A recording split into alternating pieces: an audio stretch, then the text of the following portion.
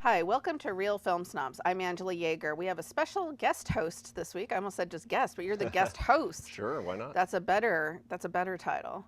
Way above guest. Way above guest. Guest host Scott Hossner. Welcome to the show, Scott. Thanks, happy to be here. Scott is a longtime friend of the show. He is a sponsor of the show, not personally, but his business, and a longtime film snob. So of Movie sorts. buff. Movie buff. You're the film snob, I'm the movie buff. We'll get into that later. Yeah, there will be that, and that will be apparent, I'm sure, once we review the movies. When we review the really good ones that I'll like, and then the not so good ones, which Scott will enjoy thoroughly, right? Thoroughly, yeah, indeed. Yeah.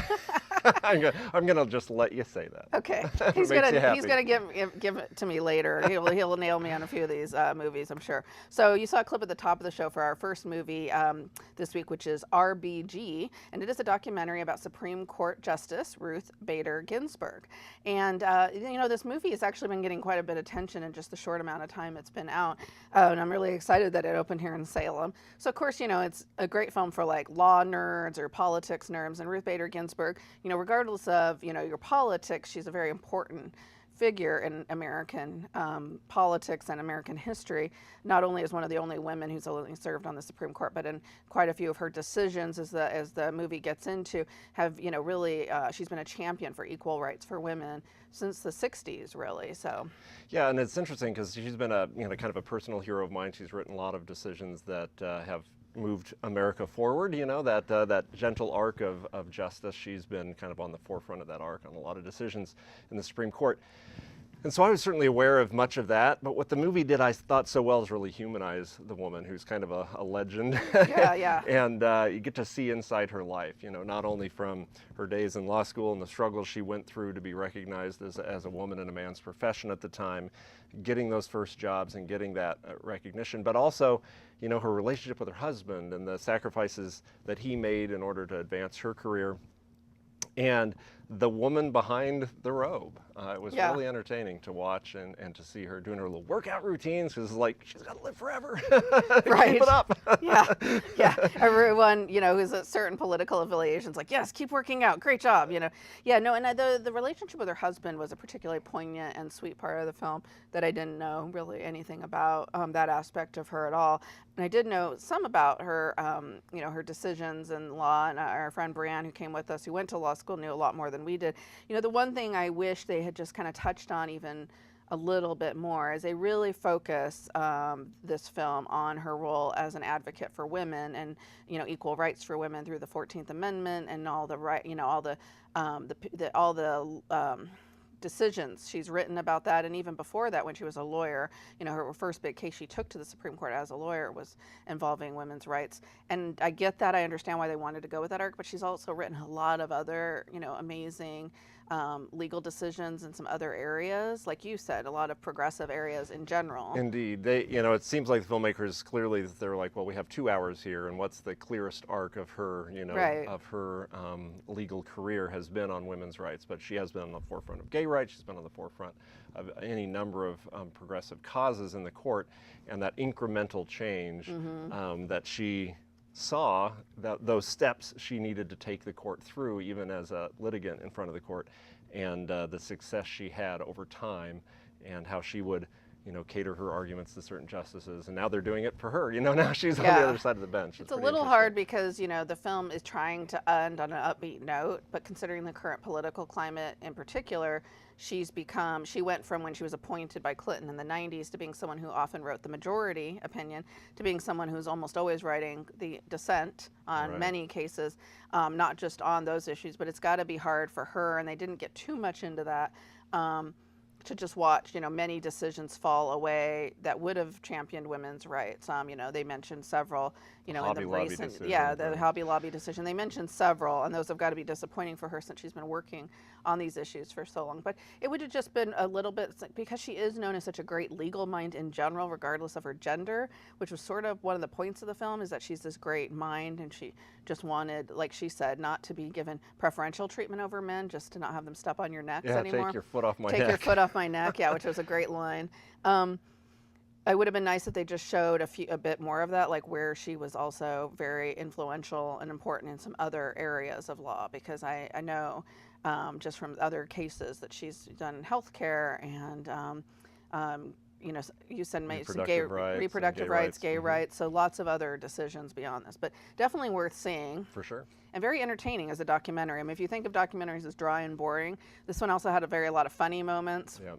And people were really cracking up in the audience at quite a bit of it. So especially when they get into all the social media stuff, she's become kind of an icon with all the notorious RBG stuff. So kind of making her like a hip hop figure. Yeah, and the fact that she enjoys that too. She has enjoyed and apprecied that and has a good sense of humor about it. Yeah, exactly. Okay, so we'll move on. So how many stars are you giving that out of 4, Scott? I'd give it a 3.5. Yeah, 3 stars for me. So we'll move on to our next movie, which is Deadpool 2, and we have a clip. Okay, you saw a clip for Deadpool 2, and this is the newest superhero movie. They just keep coming. Like taxes, it just keeps happening, whether you want them to happen or not. Starring Ryan Reynolds as I was going to say naughty. Is that the right word? Naughty superhero? Titular, that sounds good. Titular superhero. Superhero of quotes.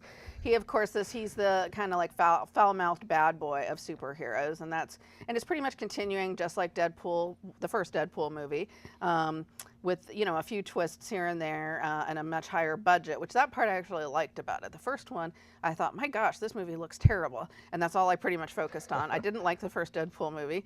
I agreed to see this despite my no comic book movie rule that I've started with Brian. That's how much I like you, Scott. I'm honored that you would. Because for the Avengers, you might have missed that episode, but I spent the whole episode texting that segment rather than even talk about or look at or even think about the Avengers. So you got me to see Deadpool 2. There are a few laughs. I'm not going to deny that there's a couple laughs, but for 2.5 hours, I don't know, not enough to sustain it. And it's got about an hour of plot for about a 2.5-hour movie. Mm-hmm. So I'm giving it 2.5 stars. 2.5 stars. Well, I am not a comic book movie fan either, or a superhero movie fan. You see all of them, though. Well, I see almost anything that somebody invites me to. That may be a weakness, but but it's true. You're a social guy. I'm a social guy.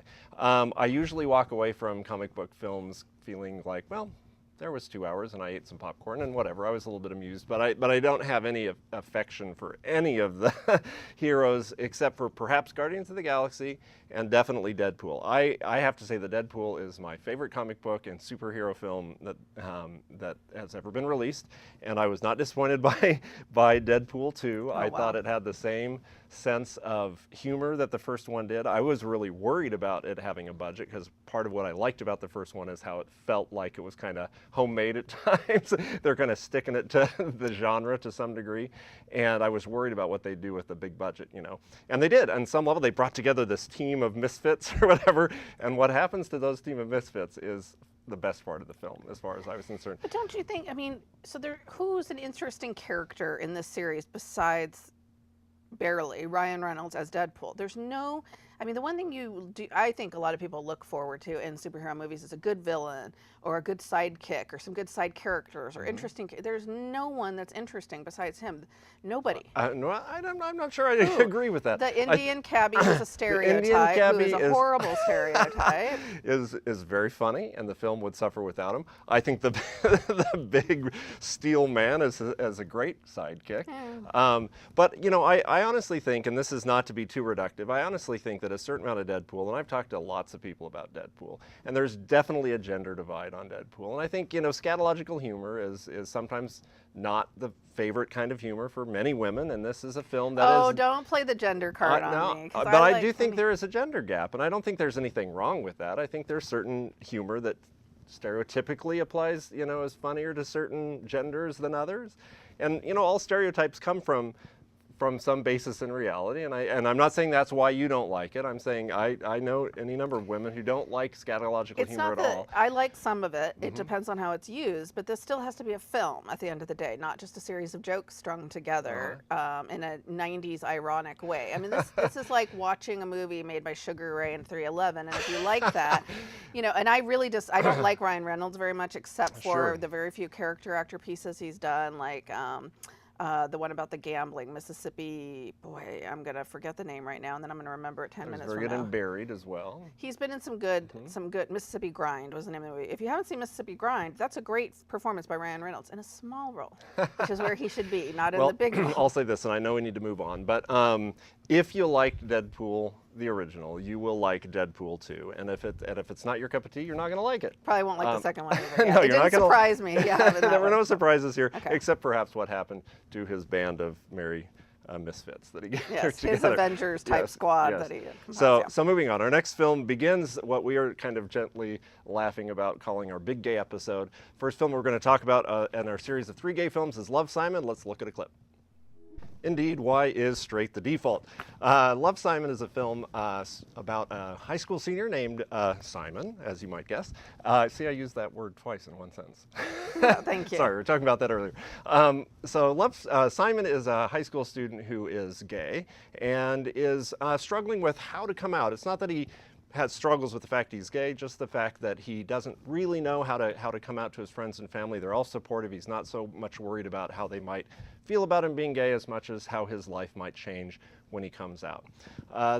Early on in the film, he meets anonymously another gay student at his school who calls himself Blue. They strike up a relationship over email, a friendship that blossoms into a romance over the period of the film. There is some twists and turns, but the basic mystery of the film is who is Blue, and cleverly the film kind of fakes you out several times, fakes out Simon as who that person might be. Love, Simon is an unabashedly mainstream film, follows very much in the traditions of the John Hughes films of the 80s, with successful, bright, pretty people. the main difference gorgeous houses. And gorgeous houses, very successful and privileged people. The main difference being that this is a diverse cast and the main character is gay. And indeed in 2018, this is the first time a major Hollywood studio has released a film where the gay lead is the protagonist, and it's like to say a mainstream rom-com that really left me with a smile. And more than that, you give it 4 stars, I'm assuming. Oh, we're just going to jump to the stars? Oh, yeah, here? I'm curious. I want to know. Is this your favorite movie of all, the best movie of the year? What I would say is that Love, Simon is a film that touched me personally. Yeah. And as such, it's hard for me to look completely objectively at this film. This is a film that I could have, that I dreamed of 30 years ago. Right, and right. that it was a very cathartic experience to watch the film, a film that I wish we had for a long time. It's kind of ridiculous that it was 2018 before a film like this was released. When you were in high school or college, this would have been the kind of thing you wish had been out there for you. Absolutely. Yeah. And for many people. And so if I try to look objectively at the film, I think it's a sweet little rom-com. It follows the tropes and the stereotypes that you would expect. They very purposely made a film that was accessible to a wide audience. It's a PG-13 movie, and it's only 13 because of one word in the movie. Otherwise, it would have been PG. It has a sweet Hollywood ending. I think that objectively, it's a 3.5-star film, maybe. But I definitely personally add that other half a star on there because it's a film I will watch again and again. It's a film that if you watch social media has literally changed people's lives. And I think it's an important film. GQ magazine called it the most important film of the year. And I agree. I think that there are other obviously important films this year, not the least of which is Black Panther, from a standpoint of representation. But this is that step toward representation that has been long coming in Hollywood. Yeah, no, and I was actually pleasantly surprised because I did go see it with you, and I was worried it was because based on some of the reviews or some of the initial things I saw saying it was kind of like a, Disney rom-com. I don't know, whenever you throw the word Disney, and I always immediately think, oh, that's going to be bad, And it actually was better than that. The writing was much smarter than I expected. The scene that I believe we showed a clip for, which imagines all these straight kids having to come out as straight to all their parents the way that gay people have to their parents, going through that ritual. I thought that was very smart writing. And so there was quite a few scenes like that surprised me throughout. And yes, it goes through the conventions like you might expect, and some of that you know, I was, you know, from time to time was a little annoyed by. And I was a little bit annoyed by the character of Simon, that he, you know, because it does have in a way the perfect setup to come out. He has these cool, liberal, super supportive parents and these cool friends, and he really struggles. But I do think they help to kind of explain his hesitancy, because there's another kid at the school who he sees getting bullied and picked on, right. and so he kind of knows what might happen. So he already has some context for that, and he's just like, do I really want to have that be part of my life now? And I don't think even in 2018 we should underestimate how difficult it is for a teenager to come out, even in a supportive environment. I did enjoy this film very much. It had me. I've seen it many times, and every time it has me in tears. There's moments with both the parents that you can only dream of, and I hope stand as an example for parents for generations to come, and as well as a sweet ending that was you know, watching it with I think I've mentioned this too, but watching the film with a crowd on opening night and that opening weekend, it was just as endearing to hear the audience's response to these scenes, and especially the end and the reveal of who Blue was, and for the audience to cheer like that was really quite affirming. Yes, yeah, definitely. No, I can recommend it. So we definitely agree on that one. So. Awesome. Okay, so I think you've got the next film. All right, yes. Next film. Sticking with our theme, sticking with our big gay theme. Our next film is Beautiful Thing. This is a British film made 22 years ago that in some ways is very much like Love, Simon, and a lot of people have compared it, and yet Britain did it 22 years ago. There you go. It is a film of two high school students who fall in love, two boys, and but very much a working class film, where Love, Simon is a very wealthy, you know, privileged family. Both the families that are represented by these two boys are working class families in basically the projects outside of London, who fall in love and experience the inner struggle of what that means.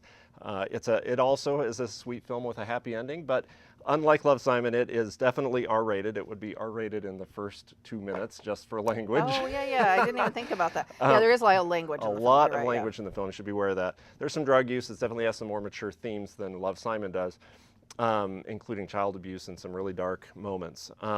But does have a sweet ending. We didn't talk about the soundtrack in Love, Simon, but it's very much a pop kind of contemporary soundtrack that, you know, reinforces the film. The soundtrack in this film was weird, to say the least. Yeah, did you remember that about it? Because I did not remember. I saw this film years ago. Right. And then this time, you know, it's very heavy on the mamas and the papas. Right. Because one of the characters, not the two boys, but this neighbor of theirs, who is an English girl, a black English girl, she's obsessed with Mama Cass from Mama and the Papas.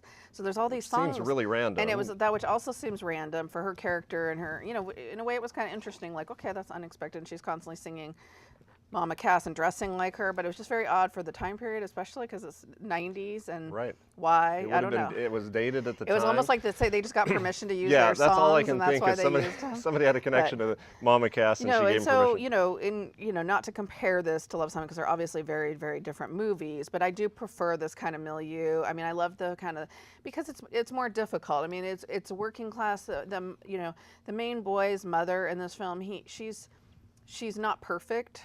I think ultimately she ends up in a good place, a really good place. But, you know, like the parents in Love, Simon were so perfect. They're just like so picture perfect parents, you know?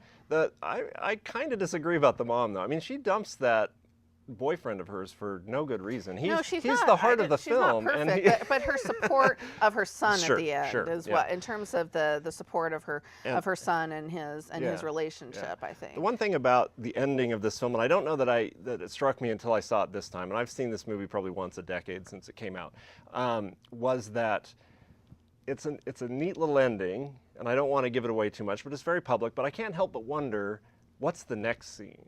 Because in the world and the characters we've set up, Steve, the boy whose father beats him and whose older brother beats him, is likely to be beaten within an inch of his life. And there's nothing that explains how they can get away with this ending and other not than have he me comes to live with his boyfriend.